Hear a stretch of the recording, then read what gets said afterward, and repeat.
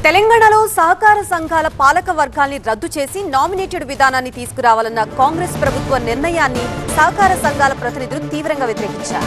597 GO ద్వారా సహకార సంఘాల పాలక వర్గాల్ని రద్దు చేయడం ప్రజాస్వామ్య స్ఫూర్తికి విరుద్ధమన్నారు. రాష్ట్ర వ్యాప్తంగా 330 సహకార సంఘాల కోర్టుని ఆశ్రయించగా పాలక వర్గాల్ని తిరిగి కొనసాగించాలని న్యాయస్థానం స్పష్టమైన తీర్పిచ్చిందన్నారు. 4 నెలలుగా ప్రభుత్వం ఆ తీర్పుని అమలు చేయకుండా నిర్లక్ష్యం చేస్తోందన్నారు. కొన్ని పాలక వర్గాల్ని కంటిన్యూ చేయడం, కొన్ని పాలక వర్గాల్ని తొలగించడాన్ని కోర్టు వ్యతిరేకించిందన్నారు. సహకార సంఘాల ఎన్నికలు నిర్వహించకుండా స్పెషల్ ఆఫీసర్లను నియమించడాన్ని కోర్టు కూడా రద్దు చేసిందన్నారు. సహకార సంఘాల విషయంలో కాంగ్రెస్ ప్రభుత్వం ద్వంద్వ వైఖరి అవలంబిస్తోందన్నారు టీజీసీఏబీ మాజీ చైర్మన్ రవీంద్రరావు. సహకార రంగంలో రాజకీయం కూడా ఉండదు.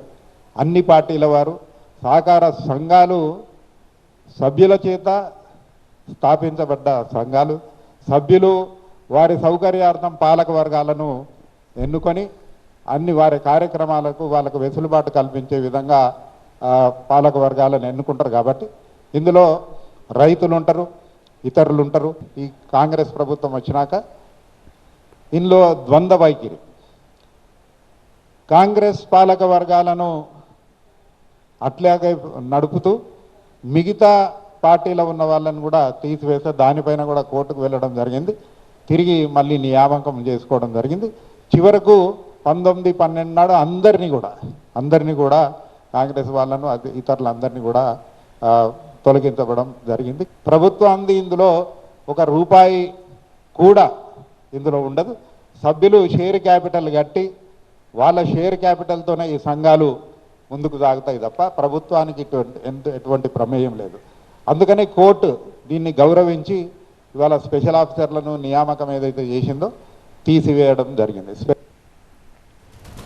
ఇదే అంశానికి సంబంధించి పూర్తి వివరాలు మా ప్రతినిధి ఎలిందర్ని అడిగి తెలుసుకుందాం. ఎలిందర్, నామినేటెడ్ విధానం ద్వారా పాలక వర్గాలను నియమించాలనే ప్రభుత్వ ఆలోచన వెనుక అసలు కారణం ఏంటి? ఒక పక్క ప్రభుత్వ ఆలోచనని సహకార సంఘాల ప్రతినిధులు ఎందుకు వ్యతిరేకిస్తున్నారు?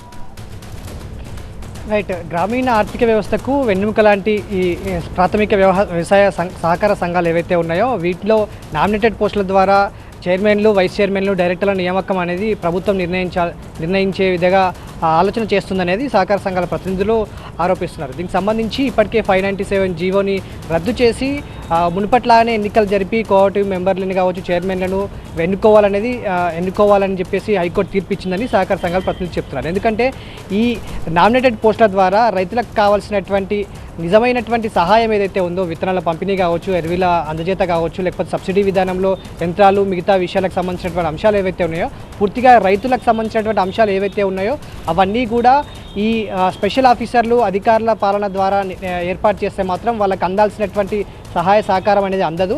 సో ప్రాథమిక వ్యవసాయ సహకార సంఘాలు ఏర్పాటు అయిందే రైతులకు ఎప్పటికప్పుడు అందుబాటులో ఉండి వాళ్ళకి కావాల్సినటువంటి జాగ్రత్తలు, సలహాలు, సూచనలు ఇస్తూనే వ్యవసాయానికి కావాల్సినటువంటి ఎలాంటి ఇబ్బంది కలగకుండా సజావుగా వ్యవసాయాన్ని కావచ్చు, ఆ పంట పండించిన తర్వాత పంటని అమ్ముకునే వరకు కూడా ఈ అన్నిటి కూడా వాళ్ళకి హెల్ప్ చేసే విధంగా ఒక కోఆపరేటివ్ సొసైటీ అందుబాటులో ఉండాలనే ఉద్దేశంతో ఈ కోఆపరేటివ్ సొసైటీలో అందుబాటులోకి వచ్చాయి. వీటన్నిటిని కూడా రాజశేఖర రెడ్డి గవర్నమెంట్ నుంచి గత బీఆర్ఎస్ ప్రభుత్వం కూడా స్వేచ్ఛగా వాళ్ళకి స్వేచ్ఛనిచ్చేసి రైతులకు అండగా ఉండే విధంగా పనిచేసే విధంగా అవకాశం కల్పించింది. కానీ ఇప్పుడున్నటువంటి కాంగ్రెస్ గవర్నమెంట్ అనేది దీన్ని రద్దు చేసి నామినేటెడ్ పోస్టుల ద్వారా ద్వితీయ శ్రేణి దీనికి సంబంధించినటువంటి రాజకీయ పదవులు ఇచ్చేందుకు, డైరెక్టర్లుగా, చైర్మన్లుగా వారికి ఇచ్చేందుకు అవకాశం కల్పించే విధంగా ఈ ఆలోచన ఉంది. దీని ద్వారా రైతులకు పూర్తిగా నష్టం జరుగుతుంది అనేది సహకార సంఘాలు ముందుగా ఆక్షేపిస్తున్నాయి. నామినేటెడ్ పోస్టులు ఇచ్చే కంటే కూడా ఎన్నికలు నిర్వహించండి, ఎవరు గెలిస్తే వాళ్ళకే ఆ పదవులు దక్కుతాయి కదా అనే ఒక ధోరణితో వీళ్ళు మాట్లాడుతున్నటువంటి పరిస్థితి కనిపిస్తుంది. అయితే ఇప్పటికే ఈ రద్దు చేసిన వెంటనే ఈ 330 సొసైటీలకు సంబంధించినటువంటి సభ్యులంతా కూడా హైకోర్టును ఆశ్రయించగా 4 నెలల క్రితమే ఏదైతే నామినేటెడ్ పోస్టులకు సంబంధించినటువంటి వాళ్ళని అందరినీ కూడా క్లోజ్ చేసేసి వీళ్ళకి అప్పగించాలనేది హైకోర్టు ఇచ్చినప్పటికీ కూడా 4 నెలలుగా ప్రభుత్వం పక్కన పెట్టింది. సో ఇప్పుడు రీసెంట్గా మరోసారి తీర్పునిచ్చినటువంటి నేపథ్యంలో ఈ తీర్పును తప్పకుండా అనుసరించాలనేది సహకార సంఘాలు హైకోర్టుకు ధన్యవాదాలు చెప్తూ ప్రభుత్వానికి విజ్ఞప్తి చేసినటువంటి పరిస్థితి కనిపిస్తుంది. సో చూడాలి ప్రభుత్వం దీన్ని వెంటనే అమలు చేస్తుందా లేకపోతే పక్కన పెడుతుందా అనే అంశాలకు సంబంధించి సహకార సంఘాలు అయితే వెయిట్ చేసినటువంటి పరిస్థితి కనిపిస్తుంది. Right, thank you ఎలిందర్.